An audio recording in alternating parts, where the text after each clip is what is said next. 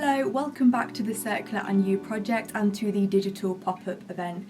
Today's episode is part of a series of online discussions I'm hosting to elevate circular fashion conversation by offering insight from innovative circular economy and fashion pioneers. Today I'm humbled and super excited to be welcoming a globally renowned academic, writer, thought leader and teacher of ethical and sustainable fashion, Sass Brown. Sass has lived and worked all across the globe, earning a very impressive list of credentials, including published books, ReFashioned and Eco Fashion. I've been very fortunate to have Sass as one of my lecturers whilst I've been doing my Masters at MMU, and her expertise has been invaluable to me both in a personal and academic sense. Having been the Dean of the Dubai Institute of Design and Innovation and the Interim Dean for the Fashion Institute of Technology School of Art and Design in New York, my wanting to speak with Sass today about her opinion on circular fashion is quite self-explanatory. So I will make sure that I tag Sass's social media handles and the links to her books in the description of this video, so if you're not familiar with her work, please do go check her out because she is incredible. Without any further ado, I hope you enjoy today's episode and let's get straight into it.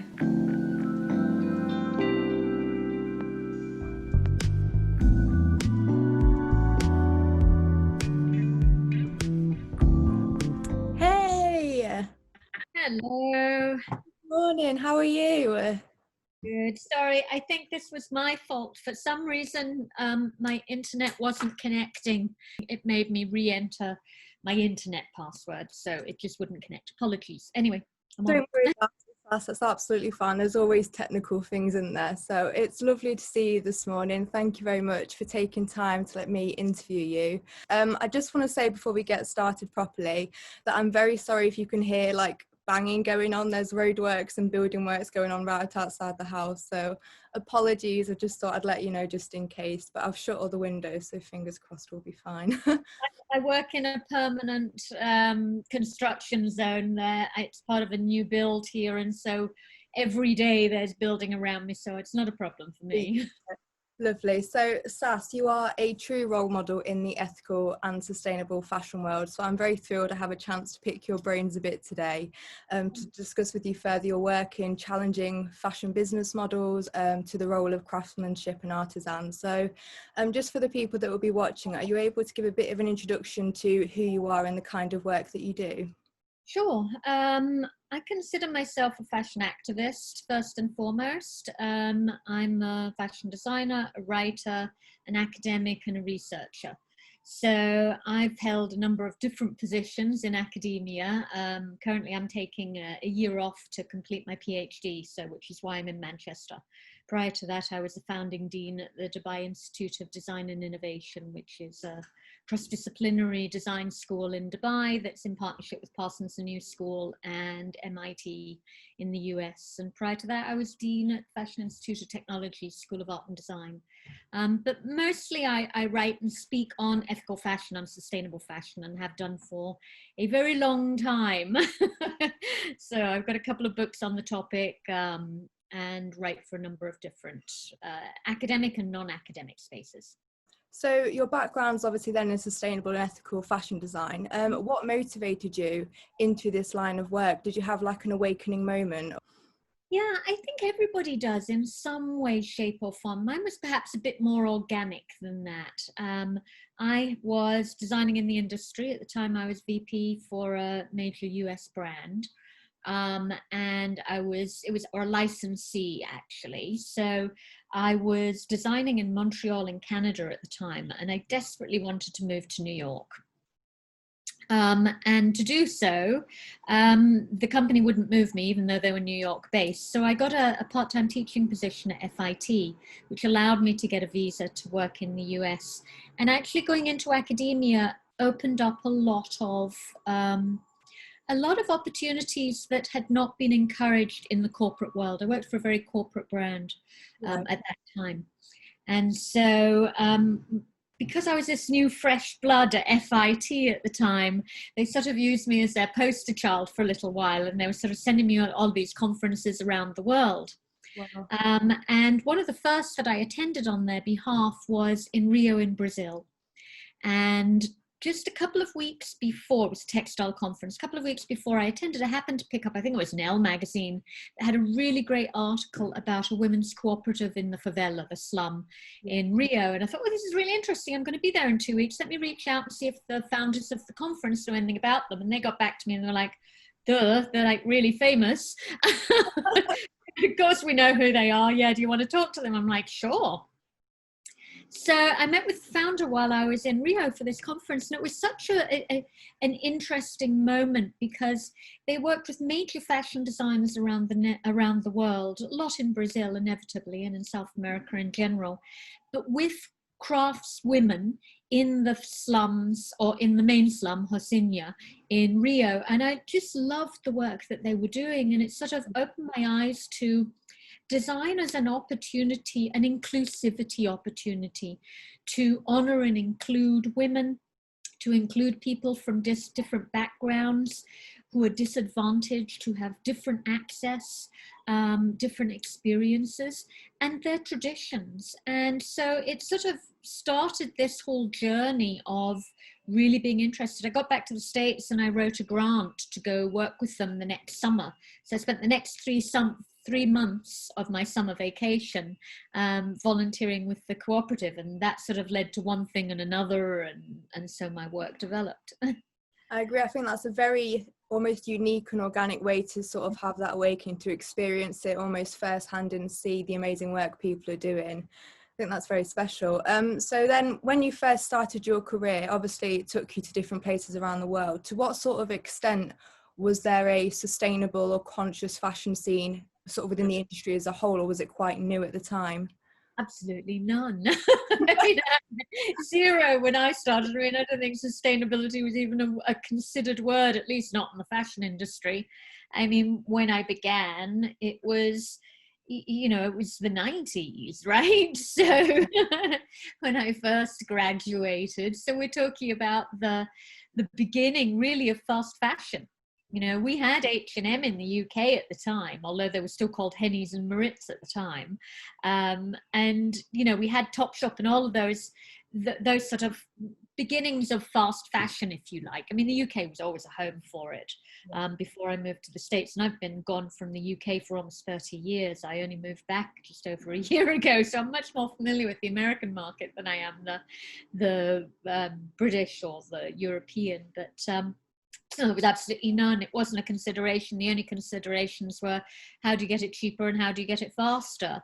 Yeah. And the disconnect with those that were making the clothing and the complete lack of interest or responsibility for the materials and the inputs that went to make it. They just weren't part of the question. I think what shifted radically right now, certainly in my own experience, is the need to know and the need to understand, and the aligning of business values with personal values.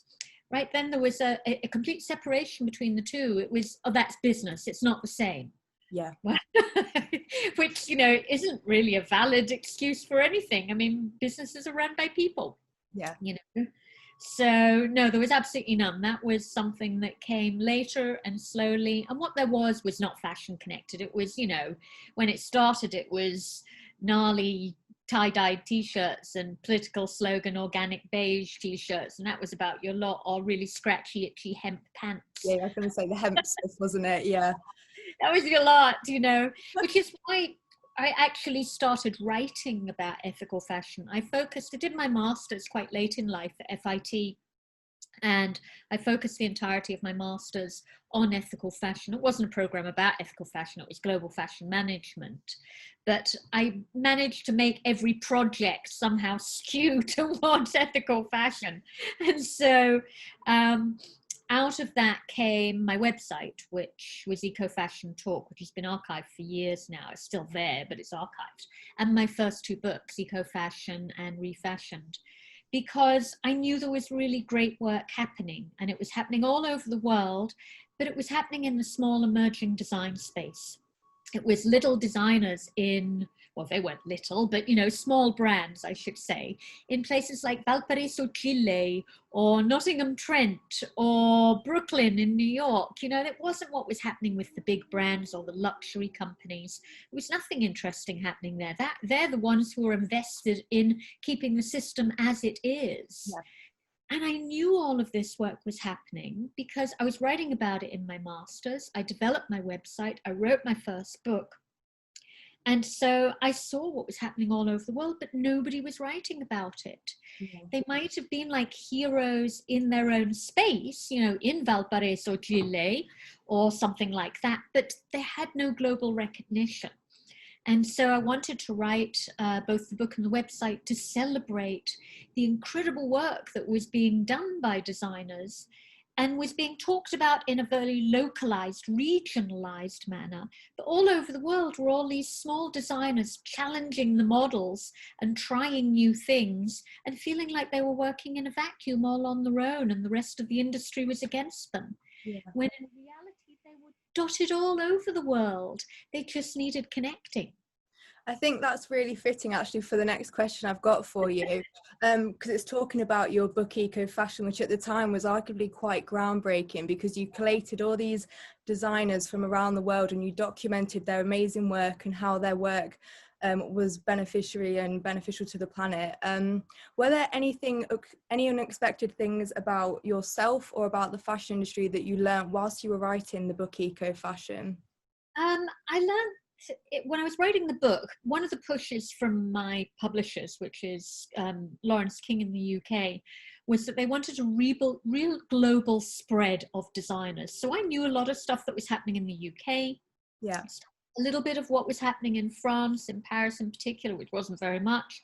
Certainly in New York and Brooklyn scene. And some other locations, but I didn't have a real global knowledge. So it actually pushed me to find out what was happening all over the world. Yeah. So I had representation from every part of the globe in the book. And it made me realize, as I said, part of this disconnection, that there was so much work doing and that it needed to be celebrated on a global scale, not a local scale. Yeah. And they needed to know who else was out there and doing the same kind of thing. And I thought that was really vital, which was the reason behind, the website had still has thousands of designers and resources on it, because there's so much you can put in a book. And then I couldn't put on what was in the book on the website because that goes against the publishing agreement. So I think it was the realization that things were happening all over the world, that really everything interesting was being done by small emerging designers. Yeah. And that, I was going to say my generation, but it wasn't just my generation because it's current too, that as designers we were told there was a system of fashion. That term wasn't used, but there was one way to become successful and only one way. Yeah. And that was to design a collection, to wholesale a collection, to show it at trade shows, to have a biannual fashion show, to court the press, to do all of these things. And we were told this is the route to success. It is the only route to success. You can't work outside of that, or this is tough enough as it is, or you'll be sidelined and you won't get there. So there was never any questioning. You design for size 0 models. There's one ideal of beauty.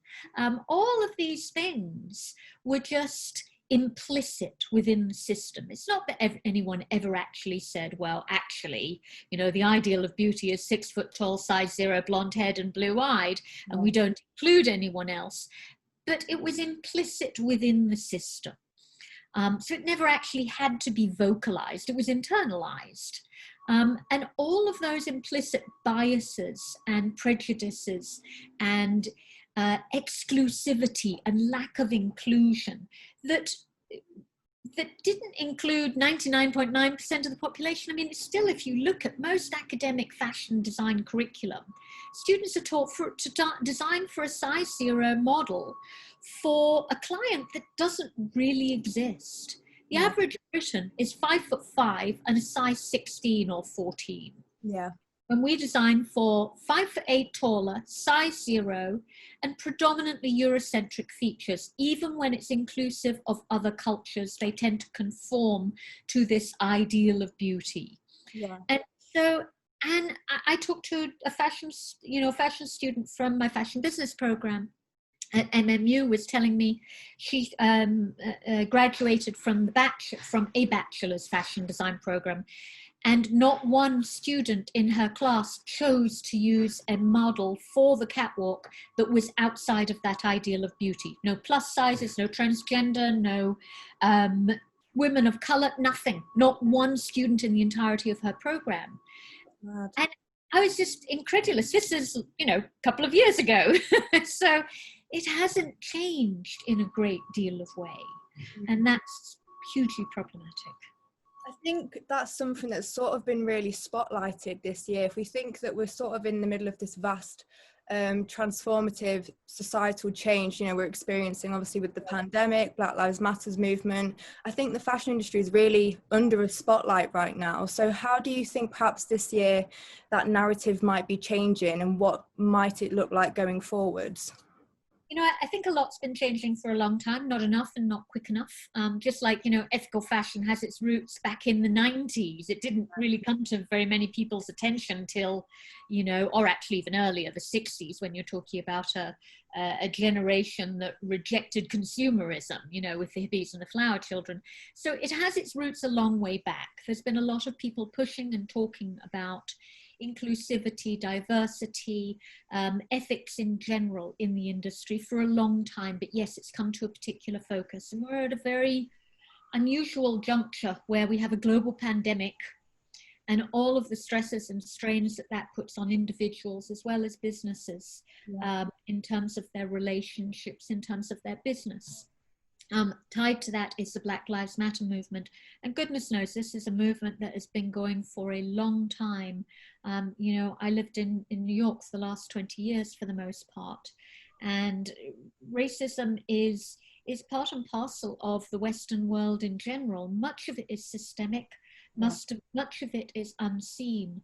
I've been blessed in my life that most of my close friends have been Black, still are Black, with my closest girlfriends, my closest boyfriends, etc. And so I learned a very long time ago to see the world through their eyes in as much as I can as a person of privilege. And I know from their experiences the trauma and the pain of simply living life while Black, of all the daily slights and challenges that individuals are faced with, because of the color of their skin. There's been endless studies about,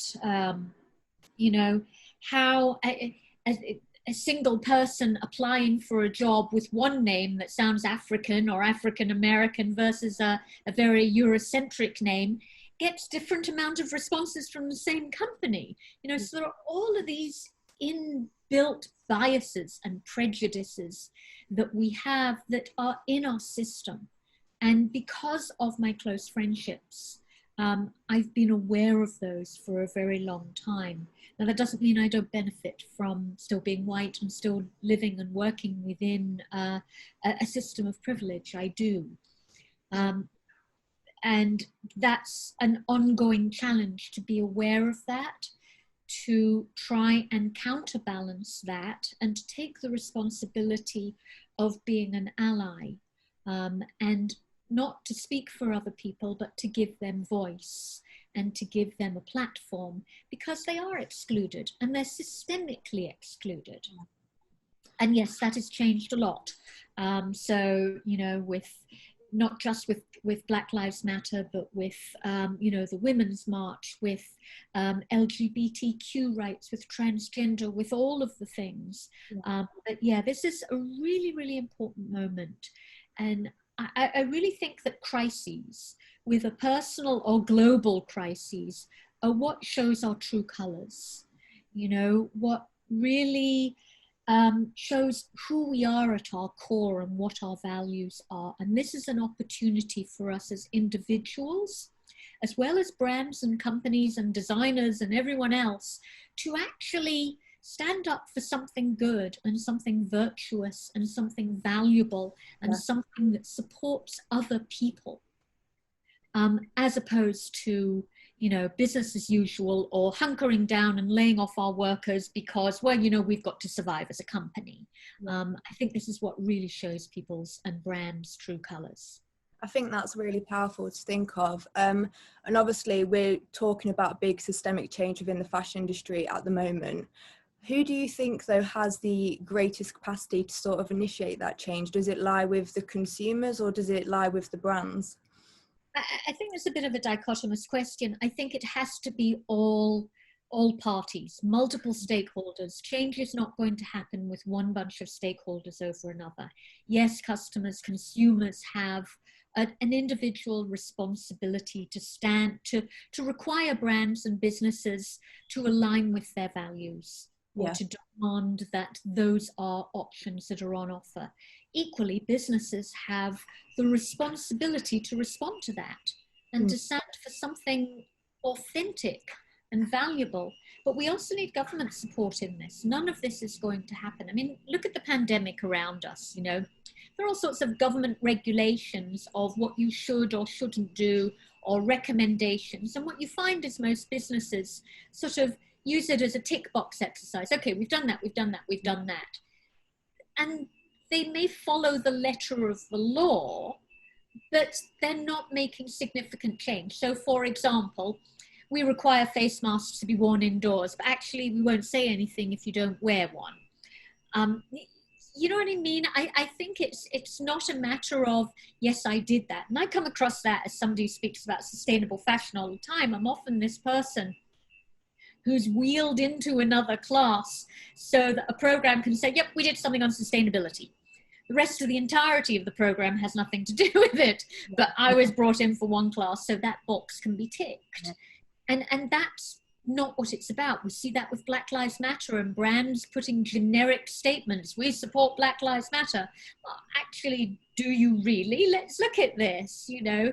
Do you have a diverse board of directors? Do you support Black businesses? Do you represent Black brands? You can't just, you know, throw a Black model on the catwalk or you know, turn your Instagram feed with a black square for a week and that's your lot.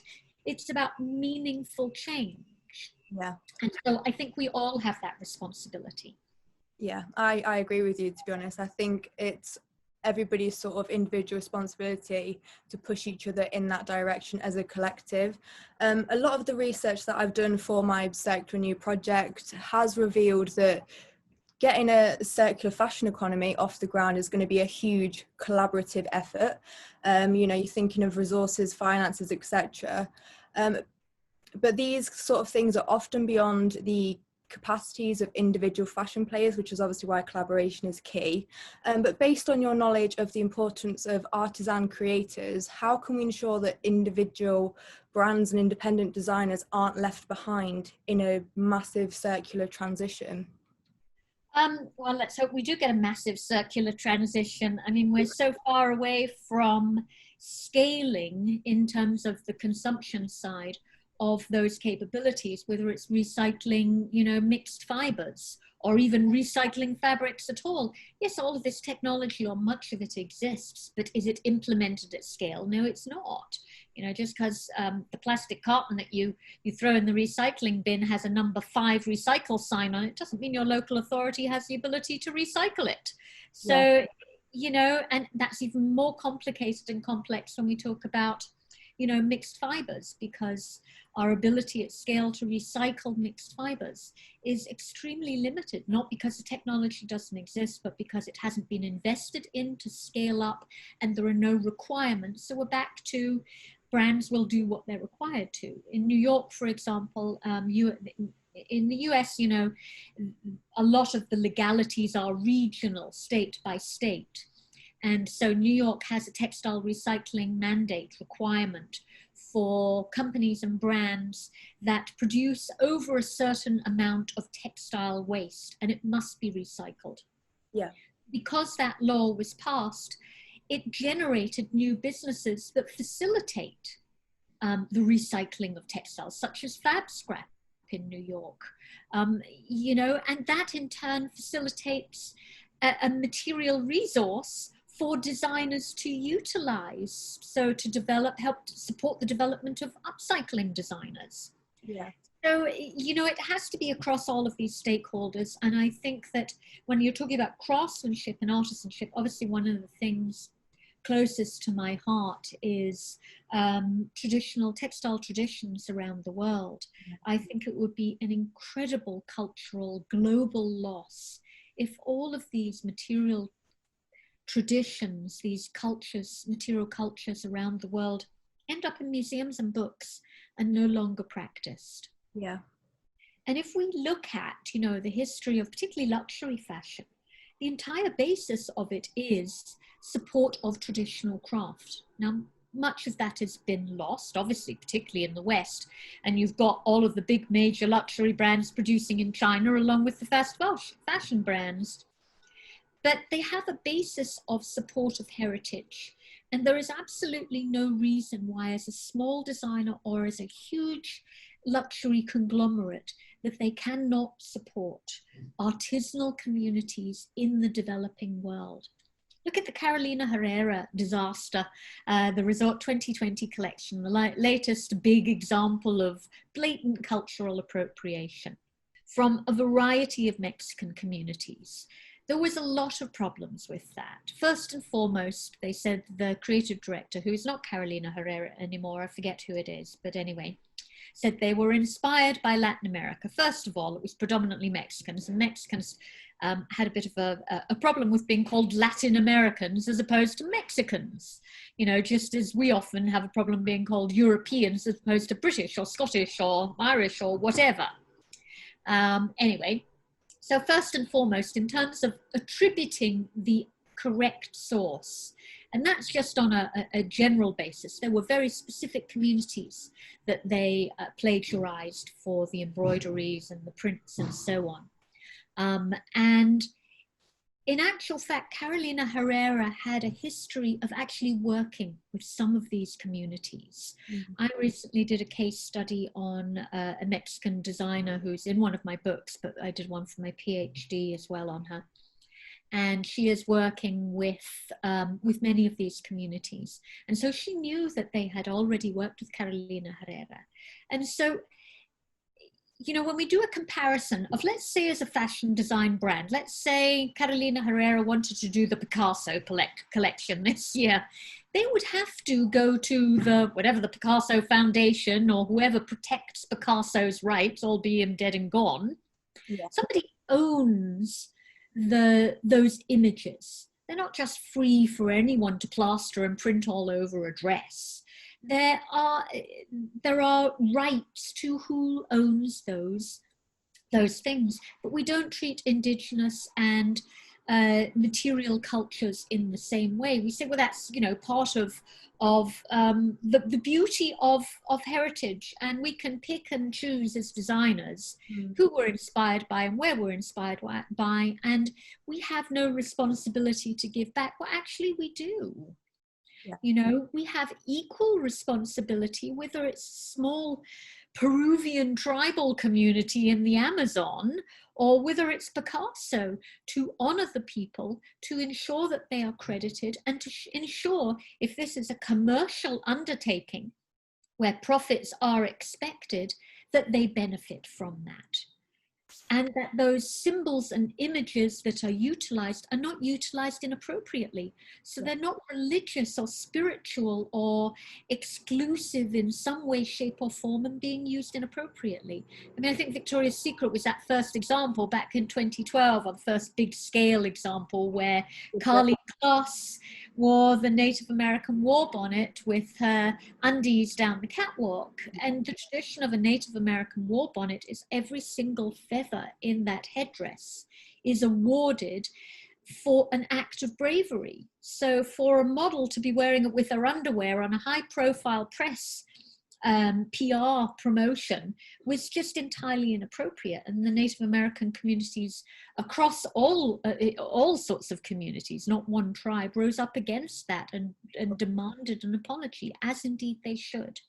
And that was sort of the first example I think we have of just the inappropriateness of utilizing other people's cultures without recompense, without even a by your leave. Hi, do you mind if we use it? Can we accredit you properly? You know?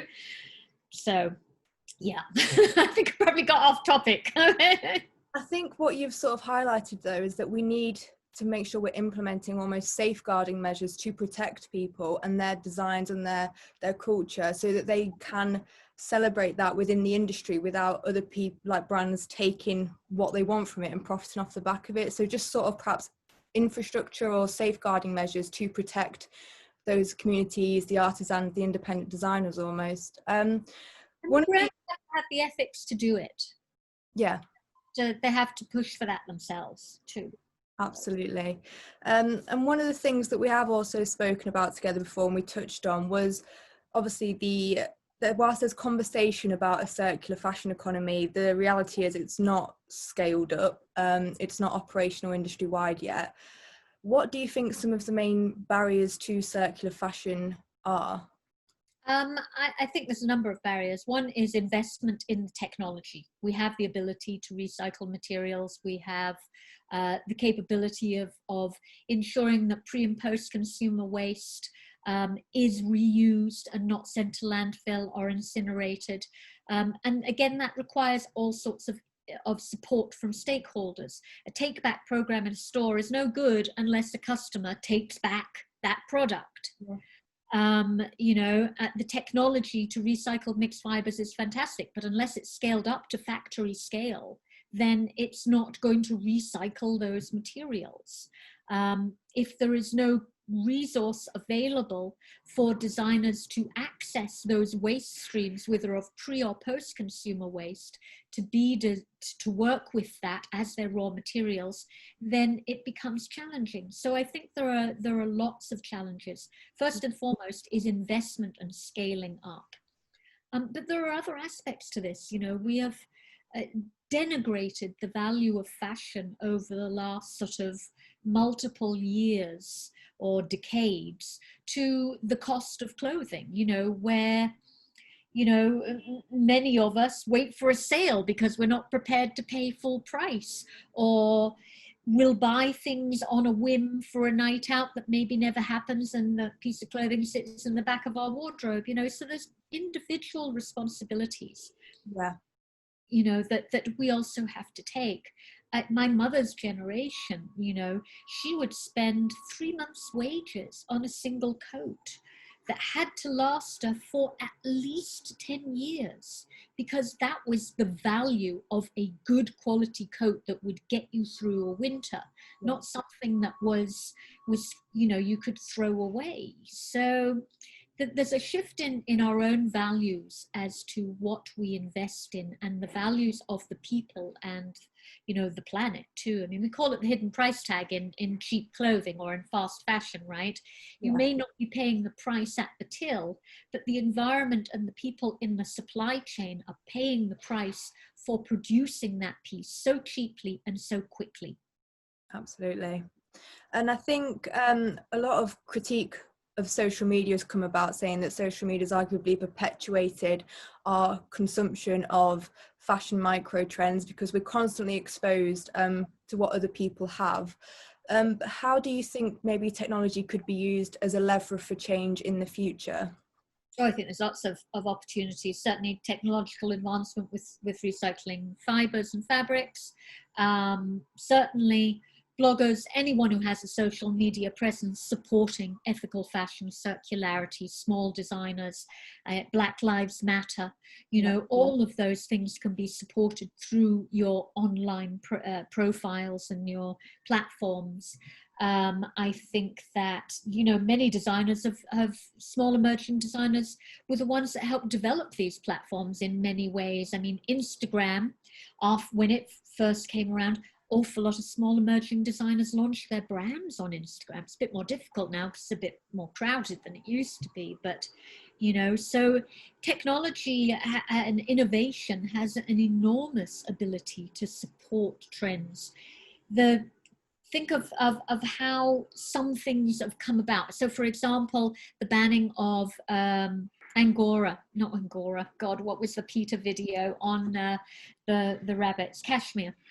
And, you know, that single video that was released got H&M, I can't remember all of the brands, Marks and Spencer's, a whole slew of high street retailers to take that fiber off their shelves and no longer order it, because it was shown that within the supply chain there was gross animal mistreatment. And so there's an incredible power to the internet. Look at Andrew Morgan's film, The True Cost. You know, film is an incredible vehicle. Yeah, incredible vehicle to inspire change. You know, one of the frustrations for people like me is people that read our books, come to our talks, visit our websites, whatever, are people who already have an interest in ethical fashion. So speaking outside of those circles is challenging. So it takes people from outside of those circles to reach more people outside of those circles.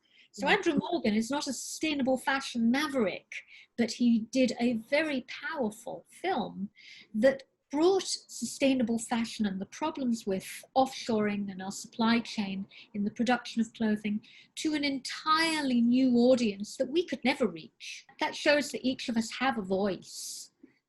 And it's just about using it, isn't it? And I think that's one of the powerful things about social media, is it's given so many people a platform to use their voice in a way that could benefit positive change. This question's a bit of a more personal one, but I am very curious to know, obviously being a thought leader in sustainable and ethical fashion, where do you buy your clothes? Do you make your own, or basically how do you acquire fashion, should we say? There's lots of answers to that. I haven't actually bought anything for 2 years. I started with the year commitment to not buying anything. And then we, after all, you know, I was about 1.5 years in, and then we went into lockdown. So that hasn't anything. So I haven't really bought very much for a long time, but I do love to support emerging designers. Yeah. That way I also find I get things that are very unique and very special. Yeah. I like to buy when I travel and to support particularly artisanal traditions with their embroidered pieces and so on. There are heritage brands I do invest in, many of the time secondhand. So I have a few vintage Alexander McQueen pieces or Bottega Veneta, etc., which I've bought secondhand. I love going to really edited free cycle parties. Haven't been to a good one since New York, where, you know, a select number of fashion collectors would be invited to free cycle, and you can get some really great things there and recycle your own pieces. So predominantly those ways. So vintage, secondhand, certainly first-hand virgin from things that I know that will last. I mean, I've got things in my wardrobe that are 20, 25 years old and I still wear them. Yeah. You know, I do ensure that what I buy, I really want. I don't buy on a whim. And I do like to invest in small emerging designers and artisanal embroidery. So if I want a Native American piece, for example, a piece of Native American jewelry, I will ensure I go to a Native American store or seller or artisan, not through a high street store that might be any other middleman making a profit from it. Yeah. So I research my sources. Yeah, I think that's something you really highlighted there, was investment pieces that, you know, not just quality, but that you can have an emotional attachment to for a duration of period as well. I mean, one of my favorite pieces of clothing is a denim jacket that used to be my dad's in the 80s and is still in perfect condition. So there are those pieces out there. I think it's just finding them and taking care of them, isn't it? I mean, that doesn't work for everybody. That works for me. I have a very defined personal sense of style, which you can't tell anything about right now because I've just come off my run. You know, I know that something I buy now, I will want next year and the year after and the year after. But there are a billion apps out there for trading clothes, for renting clothes, if you do want that constant turnover without constantly purchasing and discarding. So there are it doesn't have to be one model. I think that's the important thing of now. There are lots of ways of doing things, and one thing doesn't work for everyone. new ways to experience fashion. I like that. And finally, Sass, what impact would you like to have and leave on the fashion world? Oh gosh. I think I certainly want I hope to inspire and change minds. I think first and foremost, I guess I want people to break out of this idea of one ideal of beauty, one ideal of success, one route to values and to building a fashion business. So to cause people to question and to challenge and to try new things, and to do that by honoring and considering everyone that is impacted through what they produce. I'm not interested in more stuff.